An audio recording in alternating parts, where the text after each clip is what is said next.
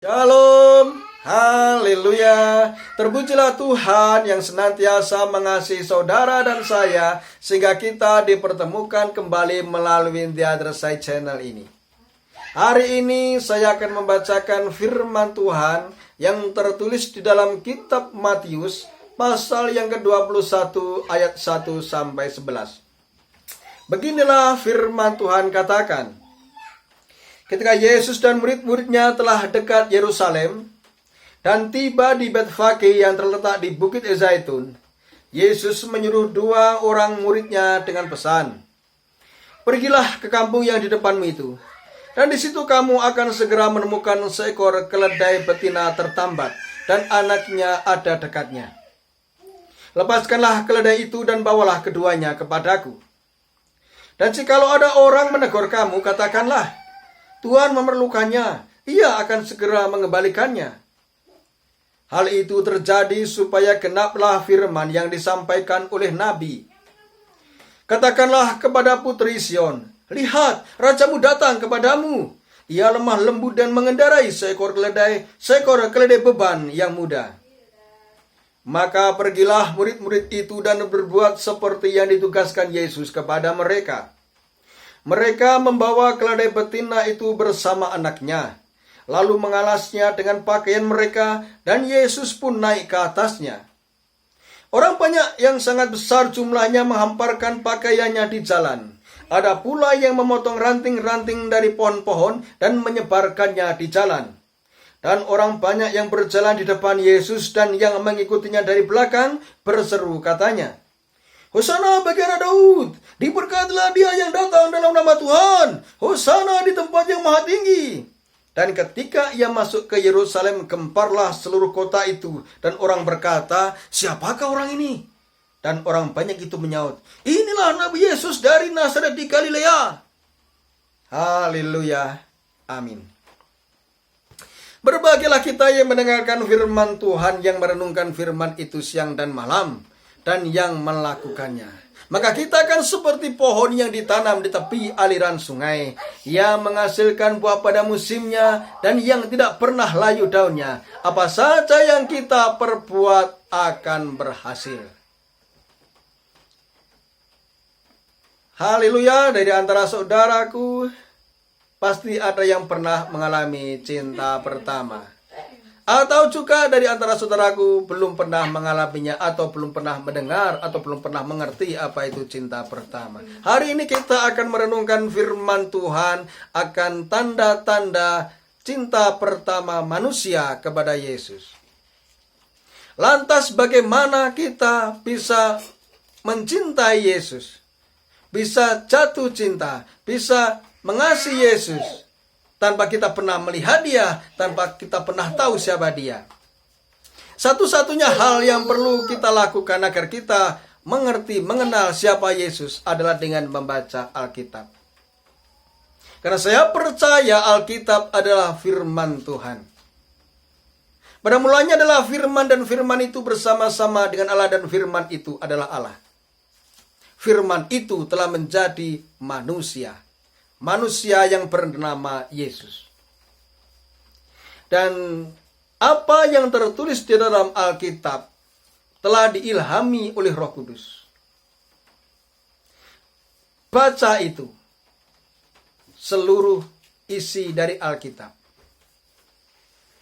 Maka kita akan mengenal siapa Yesus dan jatuh cinta kepadanya.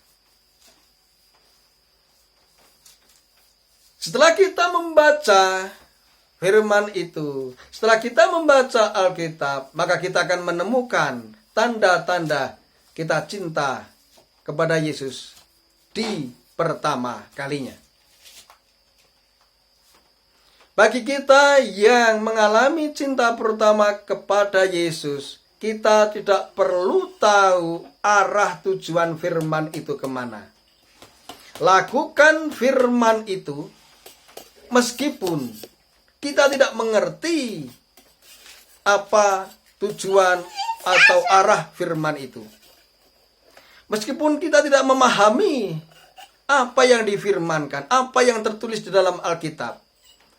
Namun satu hal kita lakukan saja dengan dablek. Kagak pernah mau peduli. Itu pula yang dilakukan oleh murid Yesus. Tanpa tahu siapa yang punya keledai. Tanpa mengerti, tanpa kenal. Bahkan belum pernah bertemu. Namun ketika Yesus perintahkan para murid untuk datang kepadanya, para murid pun ini melakukan tugas itu. Dan toh akhirnya mereka berhasil membawa keledai betina itu kepada Yesus. Itu yang pertama. Yang berikutnya, ketika kita mau membaca firman Tuhan, membaca Alkitab, dan kita mengalami cinta mula-mula, cinta pertama kepada Yesus, kita melakukan tindakan-tindakan di luar kelaziman, di luar kebiasaan. Keledai pada saat itu merupakan binatang bukan tunggangan. Namun keledai digunakan untuk mengangkut beban. Seperti halnya pakaian, bekal makanan, kayu, dan lain sebagainya.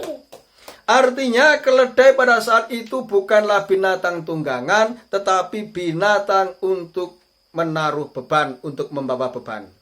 Di luar kelaziman, binatang ini pun ditunggangi Yesus. So, ketika kita melakukan firman di luar apa yang terjadi di sekitar kita, baik adat istiadat, baik kebiasaan keluarga, baik kebiasaan masyarakat, baik kebiasaan hukum negara, di luar itu, selama itu ada di firman Tuhan, selama itu ada di Alkitab, lakukan saja itu. Dan ketika orang berani melakukan yang di luar kelaziman itu, di luar kebiasaan itu, saya percaya orang ini sedang mengalami cinta pertama dengan Yesus. Yang berikutnya, tanda yang berikutnya ketika kita mengalami cinta pertama kepada Yesus, yaitu mengorbankan banyak hal. Seperti halnya orang-orang pada saat itu menghamparkan pakaian mereka hanya untuk apa? Dilewati keledai, dilewati binatang, diinjak-injak binatang.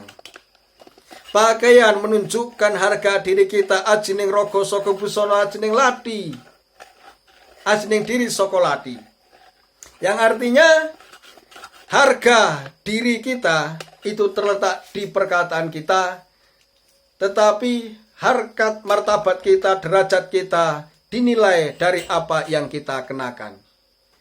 Jadi apa yang kita kenakan ini seringkali membuat kita dihormati orang, atau apa yang kita kenakan ini bisa dihinakan orang. Jadi ketika ada orang-orang pada saat itu menghamparkan pakaiannya, artinya kita meninggalkan atau menanggalkan harkat martabat kita, menanggalkan harga kita. Bahkan ketika kita dihina, diolok-olok, dicemooh oleh tetangga, oleh teman-teman, oleh kerabat, oleh teman sekerja, hanya karena kita melakukan firman Tuhan, disitulah kita mendapatkan pertanda bahwa kita ini juga sedang jatuh cinta kepada Tuhan.